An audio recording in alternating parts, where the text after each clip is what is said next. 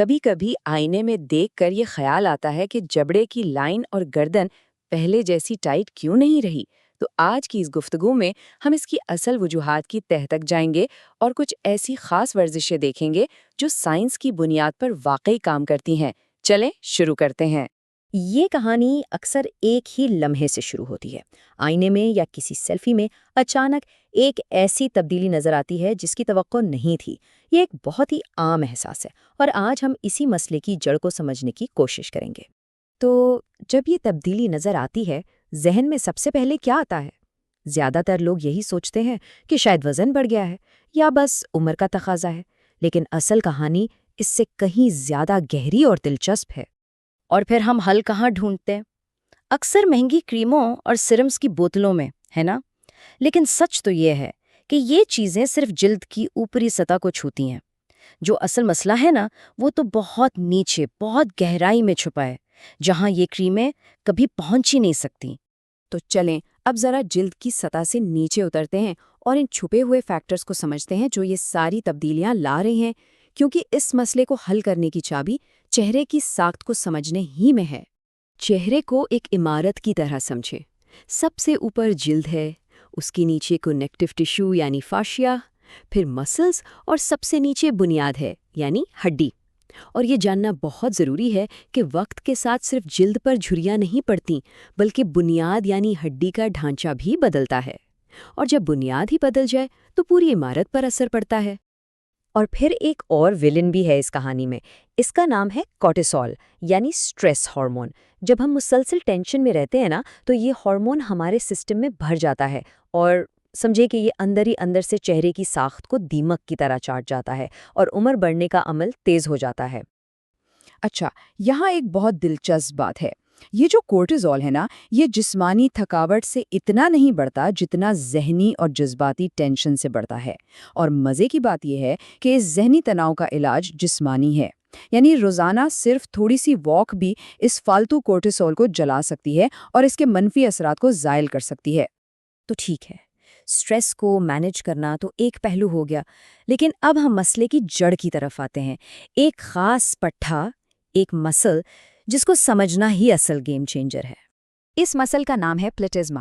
اسے ایسے سمجھیں کہ یہ ایک پتلی سی چوڑی سی چادر ہے جو کالر بون سے شروع ہو کر جبڑے تک جاتی ہے، اور جب یہ مسل کمزور پڑ کر ڈھیلا ہو جاتا ہے تو یہ نیچے لٹک جاتا ہے اور وہی ٹرکی نیک والی شکل بن جاتی ہے۔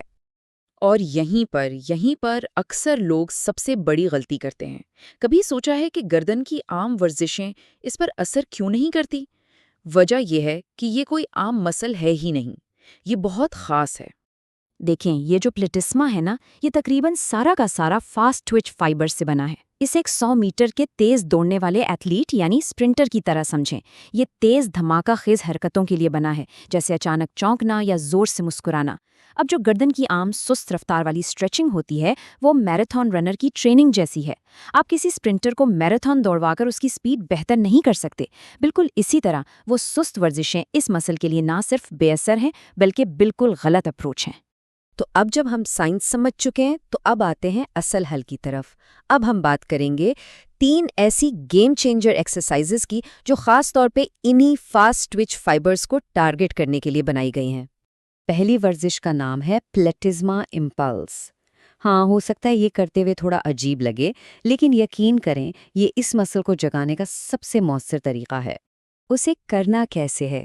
اپنی پوری توجہ ٹھوڑی کے نیچے والے مسل پر رکھنی ہے اور اسے تیزی سے ایک جھٹکے سے سکیڑنا ہے۔ یاد رہے، یہ کوئی لمبا سست سٹریچ نہیں ہے۔ یوں سمجھیں جیسے کسی بات پر اچانک حیران ہوئے ہوں، بس ایک تیز جھٹکا، 1 سیکنڈ کے لیے۔ بہترین ریزلٹس کے لیے کیا کرنا ہے؟ ایک سیٹ میں 10 سے 15 ایسے تیز جھٹکے لگانے ہیں۔ ایسے 3 سیٹ کرنے ہیں اور ہفتے میں کئی بار اس کو دہرانا ہے۔ جب اس مسل میں ہلکی سی تھکن محسوس ہونا تو سمجھ جائیں کہ یہ بالکل صحیح جگہ پر کام کر رہا ہے۔ اب آتے ہیں دوسری ورزش پر، دی جاؤ ریزسٹنس اوپنر۔ ذرا سوچیں، آج کل ہماری خوراک کتنی نرم ہو گئی ہے۔ سمودی، سوپ، نرم ڈبل روٹی۔ ہمارے جبڑوں کو وہ محنت کرنی ہی نہیں پڑتی جس کے لیے وہ بنے ہیں۔ یہ ایکسرسائز اسی کمی کو پورا کرتی ہے۔ طریقہ بہت آسان ہے، بس ایک ہاتھ تھوڑی کے نیچے رکھیں تاکہ تھوڑی سی رکاوٹ پیدا ہو۔ اب اس رکاوٹ کے خلاف آہستہ آہستہ اپنا منہ کھولیں۔ اس سے نہ صرف جبڑا مضبوط ہوتا ہے بلکہ گردن کے آس پاس کے تمام سپورٹنگ سٹرکچرز کو بھی طاقت ملتی ہے۔ اس کے لیے بھی 10 ریپس کے 3 سیٹ کرنے ہیں۔ ہر سیٹ کے بعد 30 سیکنڈ کا وقفہ لیں۔ ہفتے میں بس کچھ بار بھی کر لینا کافی ہے۔ اور اب چلتے ہیں ہماری تیسری اور آخری ورزش کی طرف، فارورڈ جارجیٹ۔ یہ جبڑے کے ارد گرد ایک دوسرے گروپ کے مسلز پر کام کرتی ہے، جس سے چہرے کو مزید سپورٹ ملتی ہے۔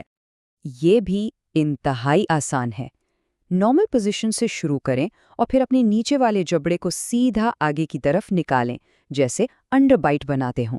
بس 1-2 سیکنڈ کے لیے اسے روکے رکھیں اور پھر آرام سے واپس لے آئیں۔ اس کے بھی پچھلی ورزش کی طرح 10 ریپس کے 3 سیٹ کرنے ہیں۔ ہر سیٹ کے بیچ میں 30 سیکنڈ کا آرام۔ ہفتے میں چند بار کافی ہے۔ بس ایک بات یاد رکھنی ہے، مستقل مزاجی سب سے اہم ہے۔ تو یہ ہے وہ 3 ورزشیں جن سے ایک صحیح سمت میں بہت بڑی تبدیلی آ سکتی ہے۔ اب اس پوری بات چیت کو سمیٹتے ہوئے اس کے سب سے اہم نقطے پر آتے ہیں۔ تو اصل بات کیا ہے؟ اصل طاقت مہنگی کریموں یا سطحی علاج میں نہیں، بلکہ اپنے ہی جسم کی سائنس کو سمجھنے میں ہے۔ جب ہم یہ جان لیتے ہیں کہ ہمارے مسلز اور ہڈیاں اصل میں کام کیسے کرتے ہیں، تبھی اصل کنٹرول ہمارے ہاتھ میں آتا ہے، اور تبھی ایسے نتائج ملتے ہیں جو دیر پا ہوں۔ اور یہیں پر میں ایک آخری سوال چھوڑ کر جا رہا ہوں، کیا ایسا ہو سکتا ہے کہ عمر کے اثرات سے لڑنے کے سب سے طاقتور اوزار وہ نہ ہوں جو ہم بازار سے خریدتے ہوں، بلکہ وہ ہمارے اپنے جسم کے اندر ہی موجود ہوں، اور بس اس انتظار میں ہوں کہ ہم انہیں صحیح طریقے سے استعمال کرنا سیکھ لیں؟